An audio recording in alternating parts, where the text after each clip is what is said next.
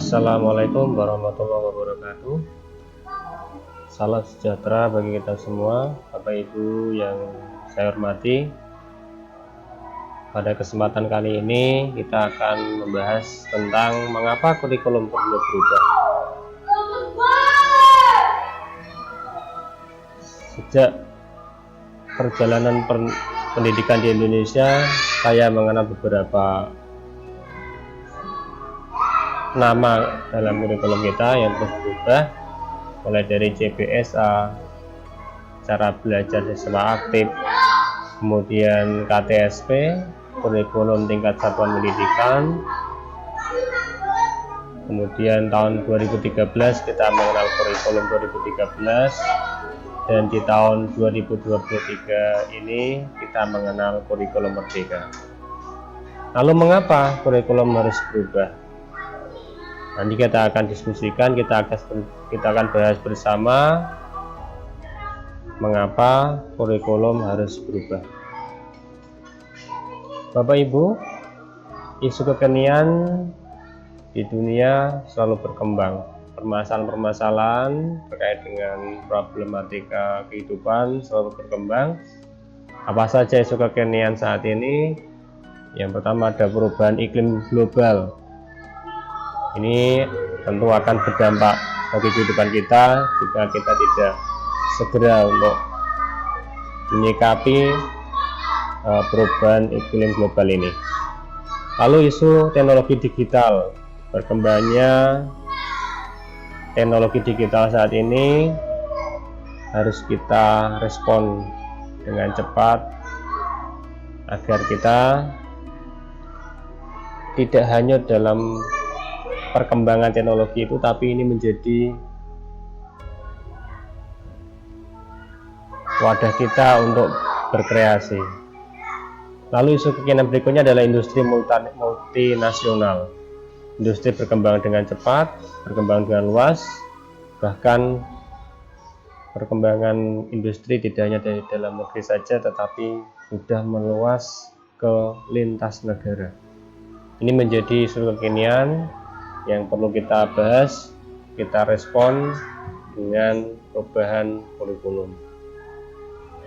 Lalu transformasi budaya. Budaya di suatu negara dapat dengan mudahnya masuk dan keluar dari negara tersebut. Ini menjadi masalah besar jika kita tidak respon dengan adaptasi kurikulum dan adaptasi anak-anak kita supaya familiar, supaya kenal dengan budaya sendiri dan juga mengenal budaya asing, tetapi tidak meninggalkan budaya kita sendiri. Pepatah mengatakan think globally, act locally. Berpikir global tetapi tetap berperilaku sesuai dengan norma-norma yang berlaku di wilayahnya tempat dia tinggal. Sebagai pengantar, mengapa kurikulum harus berubah? Kita pahami dulu apa itu kurikulum. Pengertian kurikulum sampai saat ini belum ada pengertian yang paling tepat, tetapi dari beberapa pengertian yang sudah ada,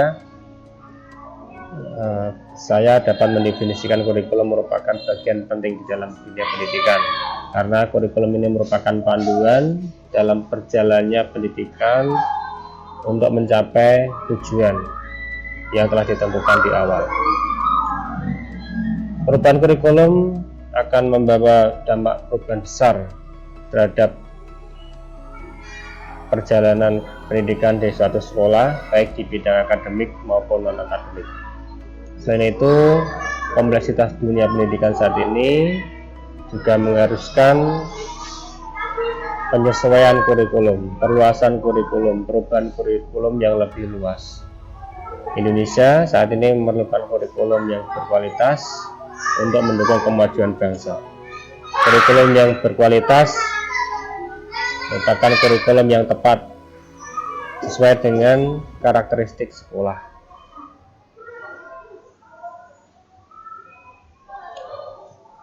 Kurikulum bisa membawa perubahan besar jika kurikulum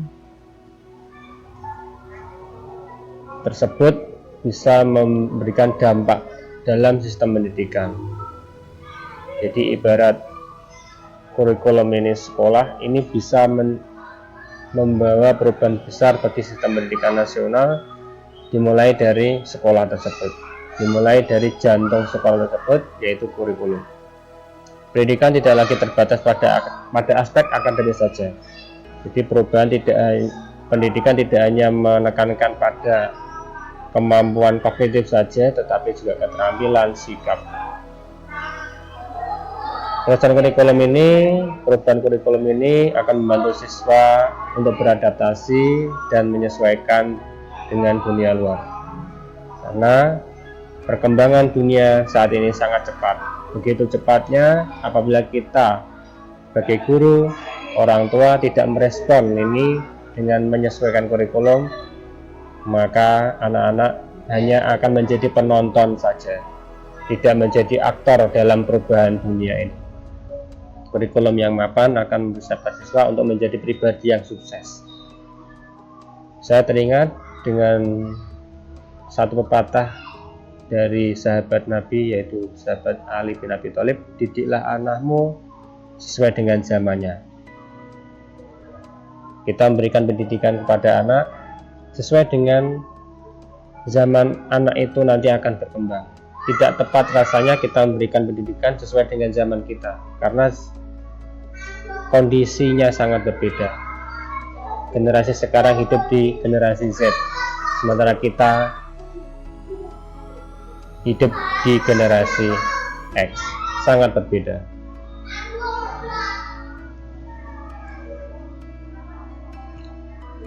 Perubahan kurikulum ini akan membawa dampak besar dan luas bagi wawasan siswa. Perubahan kurikulum akan memperluas wawasan siswa yang hanya berpikir tentang desanya saja, kotanya saja, akan berdampak luas ke level dunia. Dia akan mengenal permasalahan-permasalahan dunia, perkembangan dunia. Dampak dari perubahan kurikulum, siswa akan lebih terampil dalam melihat dan memecahkan masalah. Karena itu dituntut anak tidak hanya bisa menghafal saja, tidak hanya bisa menentukan saja, menemukan saja, tetapi bisa beraksi nyata, terampil, melihat sesuatu, melihat peluang, permasalahan, sehingga menemukan solusi yang paling tepat. Ini adalah manfaat dari kurikulum. Kurikulum yang baik akan meningkatkan standar pendidikan nasional. Kurikulum ini jika dikembangkan oleh setiap satuan pendidikan sehingga berdampak besar bagi murid-murid di sekolahnya, secara luas lagi akan berdampak besar terhadap peningkatan standar pendidikan nasional di negara kita. Sehingga endingnya nanti pada akhirnya kurikulum yang mapan, yang adaptif, yang sesuai dengan karakteristik sekolah ini dapat membantu negara menjadi negara kita, negara yang maju, negara yang adaptif terhadap perkembangan dunia. Kurikulum dikembangkan sesuai dengan perkembangan teknologi. Teknologi saat ini, Bapak Ibu, berkembang dengan sangat cepatnya. Anak-anak saat ini sudah familiar dengan gawai, dengan laptop, dengan tablet. Sangat berbeda sekali dengan zaman kita dulu.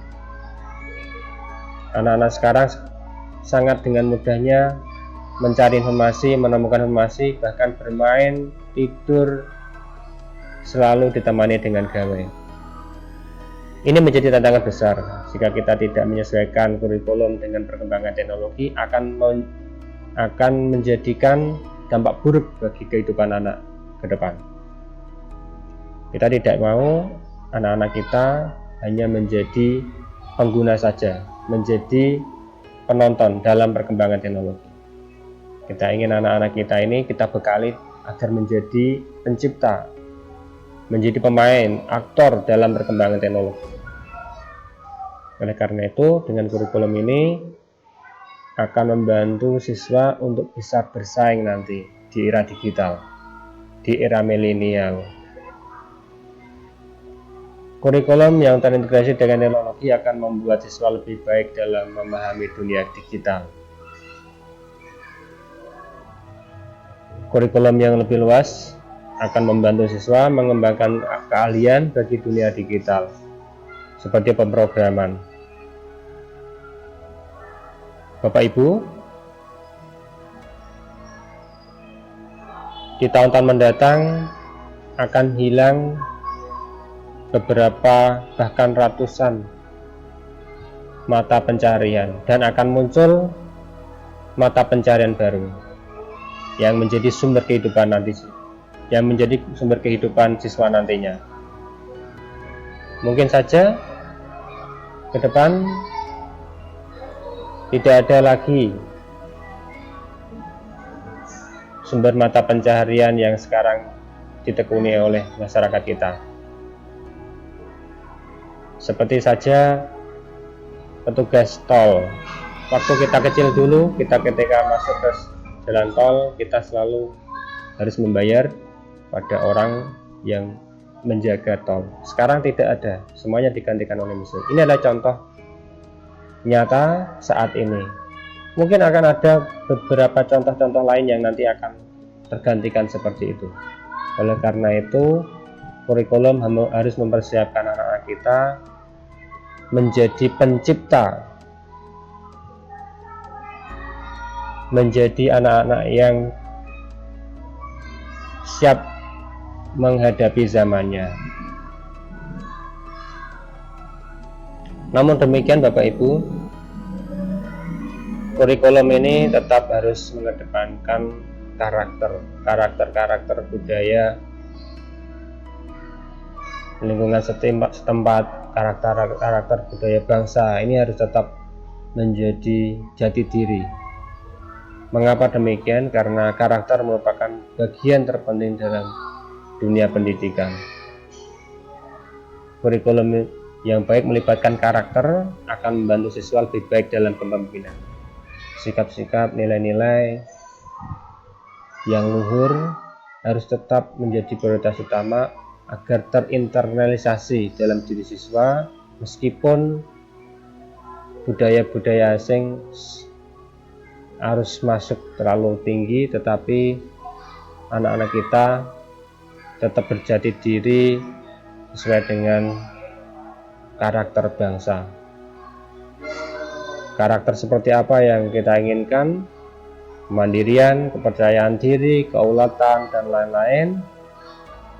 Ini dapat dikembangkan melalui kurikulum yang luas, kurikulum yang disesuaikan dengan zamannya. Membangun karakter siswa ini akan membantu siswa dalam mempersiapkan mereka untuk masa depan yang cerah. Oleh karena itu,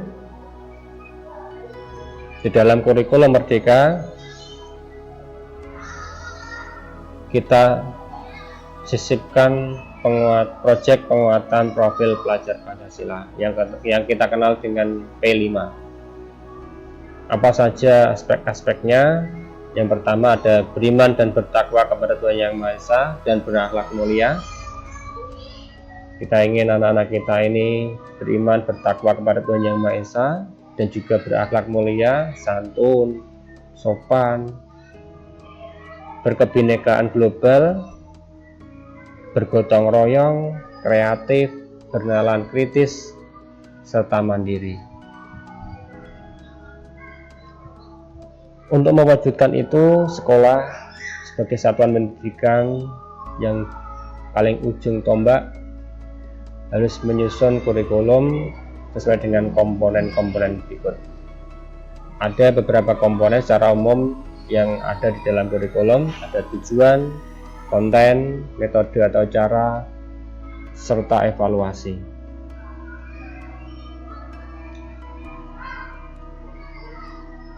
Dalam menyusun kurikulum, kita perlu mempertimbangkan proyeksi pendidikan menurut OECD di tahun 2030 mendatang.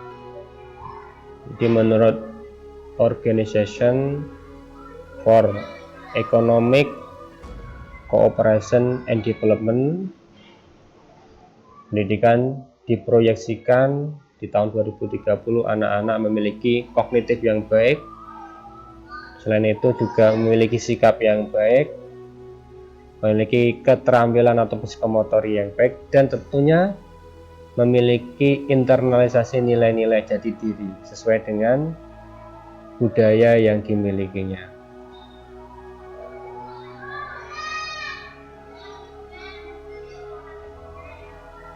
Kurikulum Merdeka atau juga kita kenal sebagai kurikulum 2023. Di sekolah kita mengenal dengan kurikulum operasional satuan pendidikan. Ini memiliki beberapa komponen. Yang pertama, kurikulum yang kita susun harus memperhatikan karakteristik satuan pendidikan, harus memperhatikan lingkungan, budaya sosial, kemudian geografis, lalu budaya,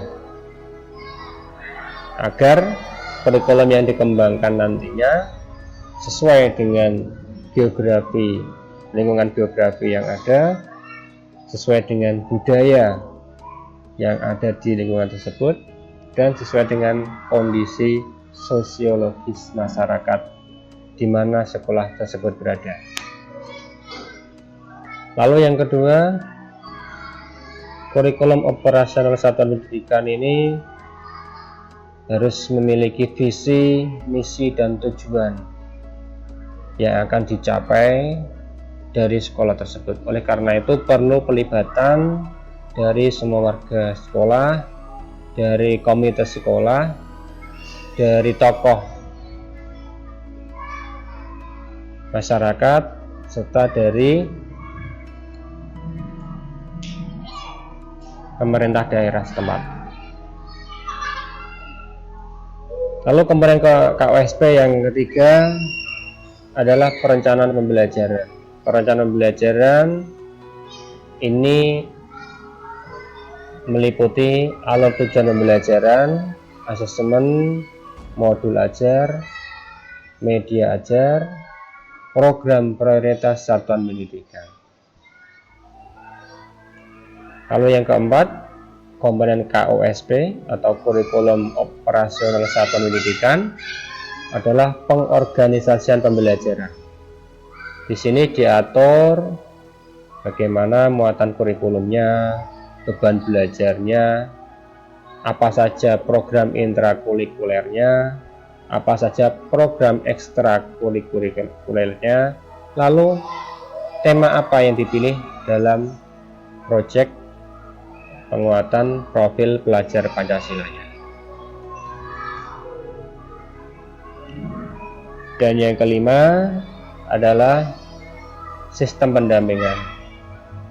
Komponen KOSP yang terakhir ini meliputi evaluasi dari kurikulum ini seperti apa, lalu pengembangan profesionalnya seperti apa.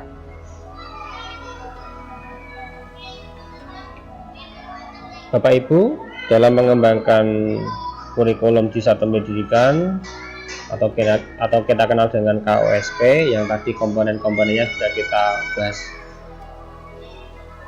harus mempertimbangkan prinsip umum pembelajaran paradigma baru. Apa saja prinsip umum pembelajaran paradigma baru? Yang pertama, dalam melaksanakan pembelajaran itu harus mempertimbangkan tujuan capaian pembelajaran murid. Ini bisa didiskusikan dengan murid, disepakati tujuan apa yang ingin dicapai dari suatu pembelajaran. Lalu prinsip pembelajaran paradigma yang baru yang kedua adalah kita ingin anak-anak ini menjadi pembelajar sepanjang hayat.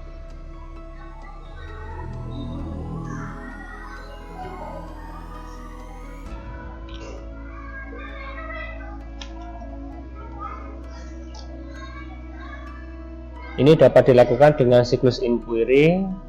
Yang pertama melalui rasa ingin tahu, kemudian Anak mencari tahu, kemudian Anak dapat memilah informasi, kemudian yang keempat Anak bisa membuat koneksi, lalu mengambil makna, dan yang terakhir Anak bisa melakukan aksi nyata atau tindakan nyata dari capaian tujuan pembelajaran tersebut. Lalu yang ketiga, prinsip pembelajaran paradigma baru adalah pengembangan kognitif dan karakter murid. Ingat Bapak Ibu, kurikulum tidak menuntut, tetapi dari kurikulum ini Anak menjadi tertuntut dalam menemukan pemahaman baru, pengetahuan baru, dengan tetap menginternalisasi karakter-karakter budaya-budaya yang baik. Budaya karakter yang tadi ada di dalam P5. Lalu prinsip pembelajaran paradigma baru adalah kontekstual, sesuai dengan kondisi nyata yang ada di dalam kehidupan anak. Bisa itu kondisi geografisnya, baik itu kondisi budaya lingkungan sekitarnya, maupun kondisi sosiologis masyarakat di mana anak tersebut berada. Dan yang terakhir dari prinsip pembelajaran paradigma baru adalah masa depan yang berkelanjutan. Masa depan yang berkelanjutan tadi harus merespon isu-isu kekinian yang tadi kita bahas di depan. Ada perubahan iklim global, kemudian teknologi, perkembangan teknologi,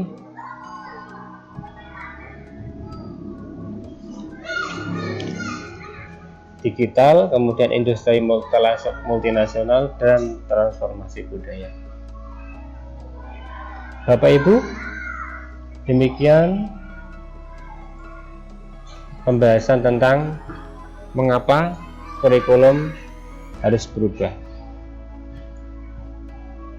Selanjutnya, bagaimana menurut pandangan Bapak Ibu mengapa kurikulum harus berubah? Silakan Bapak Ibu, mari kita diskusikan. Bapak Ibu silakan tuliskan di kolom komentar mengapa kurikulum harus berubah. Terima kasih. Assalamualaikum warahmatullahi wabarakatuh.